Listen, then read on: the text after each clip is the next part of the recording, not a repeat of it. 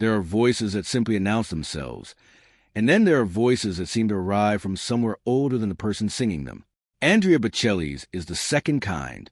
For more than 3 decades, he has stood at the crossing point between opera houses and stadium tours, between the Vatican and the Vegas Strip, between quiet Tuscan villages and the biggest broadcast stages on the planet.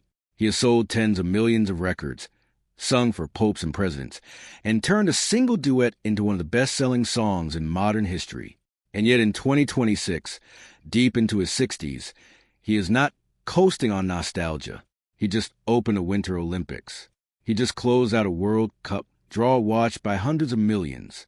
He is, right now, in the middle of a world tour that will not let up until the final weeks of the year.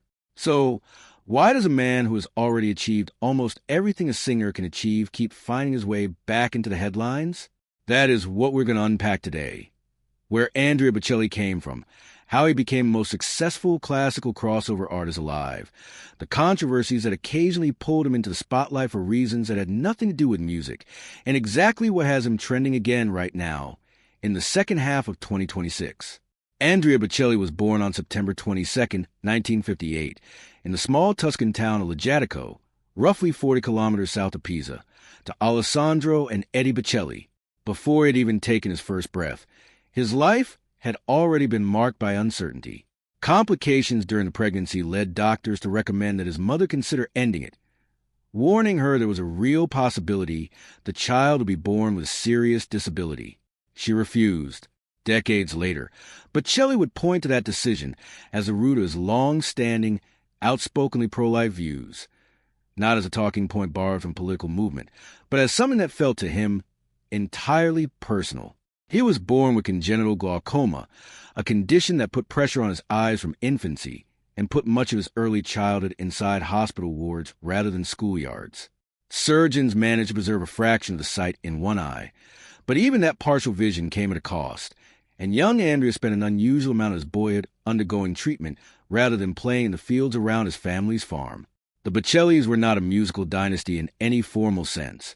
His parents ran a business selling farm machinery and produced wine on their land, but the household was steeped in something close to music appreciation from the very beginning. His mother discovered, almost by accident, that classical records were one of the only things that could calm her son during his most difficult early years. That discovery planted something. By age 6, Bocelli was already at the piano. From there, his curiosity kept expanding outward. He picked up the flute, then the saxophone, then trumpet, trombone, guitar, and drums, moving through instruments the way other children move through hobbies. A defining moment came when his nanny gave him a recording by the great Italian tenor Franco Corelli. Hearing that voice seemed to reorganize something in him. By the time he was 7, he could already identify famous singers from just a few bars of a recording, and would spend hours trying to imitate the phrasing and tone performers he admired most. Then, at 12, everything changed again, and this time, permanently. During a game of soccer, Bocelli was struck in the face by the ball while playing goalkeeper, a position he had never played before and would never play again. The impact triggered a brain hemorrhage that destroyed what remained of his sight. In later interviews, he has described the moment plainly, a violent blow to the one eye that could still register light and color, and then darkness. What limited vision congenital glaucoma had spared him, that single accident took away entirely. Total blindness at 12 did not push Bocelli away from music. If anything, it pulled him closer to it. He learned to read music in Braille, and kept playing piano with the same intensity as before. Just as tellingly, he refused to give up the physical, faintly reckless pursuits that had nothing to do with sound at all. He kept cycling. He kept riding horses, a passion that has stayed with him his entire life. He has described himself more than once as someone who is drawn to speed and to a certain kind of controlled danger, someone who never wanted to be treated as fragile simply because he could not see. That refusal to be sheltered became one of the defining threads of his adult personality. His singing career, meanwhile, was already quietly beginning. As a boy, he performed wherever a stage or a piano presented itself. At 14, he won his first competition, performing the classic Neapolitan song O Sol Mio at a small local festival. It was not a headline moment, but it confirmed something he had already suspected about himself. Despite the pull of music, Bocelli chose the practical road first. He finished secondary school in 1980 and enrolled at the University of Pisa to study law, financing his education in a way that would later become part of his origin story. By singing in the piano bars and nightclubs of Tuscany at night, those small rooms, filled with cigarette smoke and background chatter rather than concert hall silence, became his real training ground. It was also in one of those settings, in 1987, that he met Enrica Sanzati, the woman who would become his first wife. Bocelli completed his law degree and spent roughly a year working as a court-appointed attorney. On paper, this was a stable, respectable, entirely sensible outcome for a blind man from a small Tuscan town, a profession, an income, a settled future. But music never really let go of him, and in the late 1980s he made the decision to walk away from law and commit himself to singing, taking further vocal training with Franco Corelli, the very tenor whose recording had captivated him as a boy. It's worth pausing on just how unglamorous those years actually were. Piano bars are not concert halls.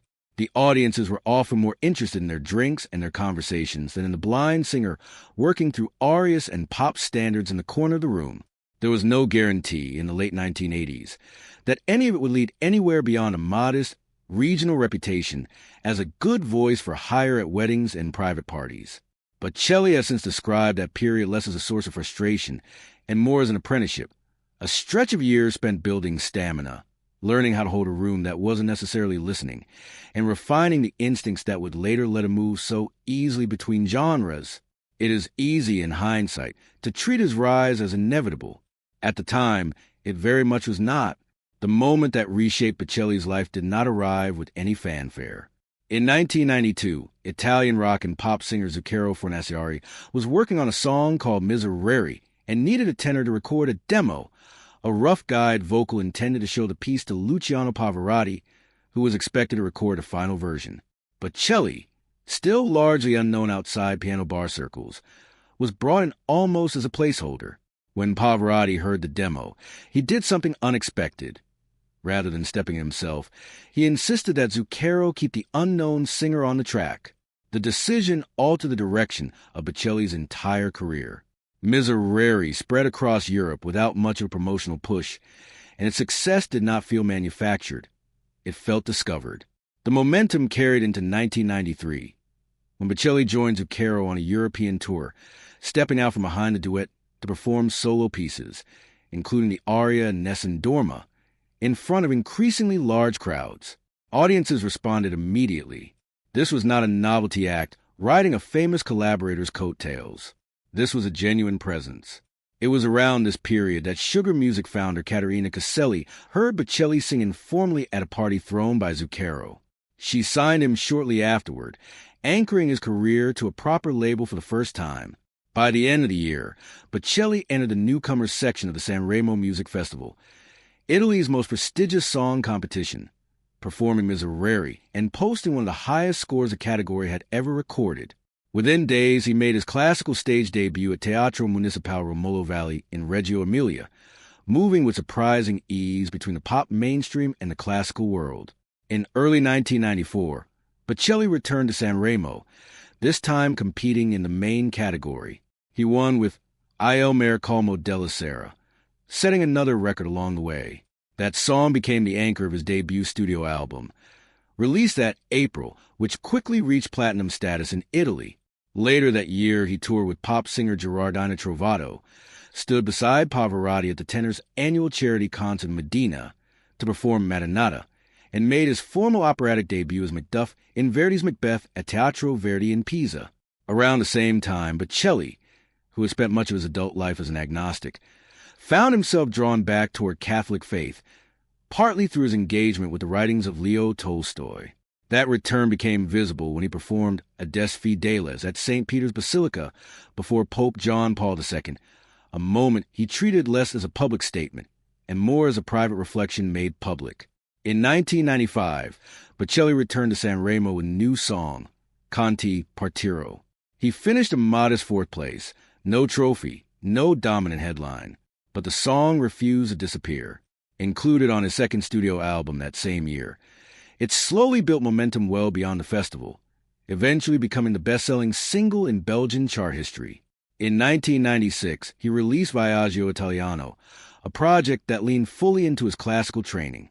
The real turning point for his international career came through pure chance. English soprano Sarah Brightman happened to hear Con Ti per tiro playing in a restaurant and sought Bocelli out. Together, they reworked the song into an English-Italian duet retitled Time to Say Goodbye, recorded with the London Symphony Orchestra, and originally performed as a farewell tribute for German boxer Henry Maske. The record's success was almost immediate and, at the time, unprecedented for a classical crossover single. It debuted at #1 in Germany and held that position for 14 weeks, eventually selling in the millions and turning Bocelli from a rising Italian star into a genuinely global name. The momentum kept building through the late 1990s without ever feeling rushed or overexposed. Bocelli recorded material in multiple languages, collaborated with French star Jean-Jacques Goldman on a French-language hit, and performed a series of open-air concerts across Germany. A 1997 performance at the Piazza dei Cavalieri in Pisa was later filmed and broadcast on American public television as A Night in Tuscany, marking his real introduction to U.S. audiences. He also sang at the International Eucharistic Congress in Bologna and performed at a Vatican benefit concert addressing world hunger. Appearances chosen, it seemed, for what they represented rather than for who might be watching. In 1998, Bocelli took on one of opera's most demanding tenor roles, Rodolfo in Puccini's La Boheme, treated by critics not as a crossover novelty, but as a serious operatic undertaking. His album aria followed shortly after, reinforcing that same commitment to the classical repertoire. That year also brought his American concert debut at the Kennedy Center in Washington, D.C., along with an appearance at the White House. The beginning of a relationship with American audiences and American presidents that would resurface decades later. The early 2000s brought both personal loss and continued public recognition. When Bocelli's father died in 2000, the singer dedicated a series of performances to him, including a widely covered concert at the Statue of Liberty. In the years that followed, he moved fluidly between opera houses and stadium tours, released full operatic recordings, returned repeatedly to Verdi, and slowly folded his growing family into his musical life. His voice, by most critical accounts, matured rather than simply aged. The range that had once been used to prove versatility gave way to a more focused, restrained artistry. By the 2020s, Bocelli had become less a singer chasing new milestones and more a fixture summoned for moments of genuine national or global significance. Nothing captured that shift more than what happened on Easter Sunday, 2020. With Italy under one of the strictest COVID-19 lockdowns in the world, churches closed and streets emptied, Bocelli stood entirely alone inside Milan's Duomo Cathedral and sang, with no audience in the pews and no live applause to follow. Millions watched the live stream from their homes. The performance resonated not because it was flawless, but because it mirrored the isolation and uncertainty of that specific moment with unusual precision. In 2024, Bocelli marked 30 years since a professional breakthrough with a series of concerts at his open-air venue, Teatro del Silenzio, in his hometown of Lajatico, a theater he built specifically so he could perform once a year in the landscape where he grew up. The anniversary shows drew collaborators from across generations and genres, but the emotional center of the evenings remained unmistakably the same as it had always been. One voice, largely unaccompanied by spectacle, doing the thing it has always done. It's worth stepping back to appreciate the sheer scale of what Bocelli built across those decades, because the numbers alone are unusual for any performer working primarily in a classical idiom. Since his 1994 debut, he has released 15 solo studio albums spanning both pop and classical repertoire, 3 greatest hits collections, and 9 complete opera recordings, selling upward of 75 million records worldwide along the way, a figure that puts him in rare company among artists of any genre, let alone one rooted in opera.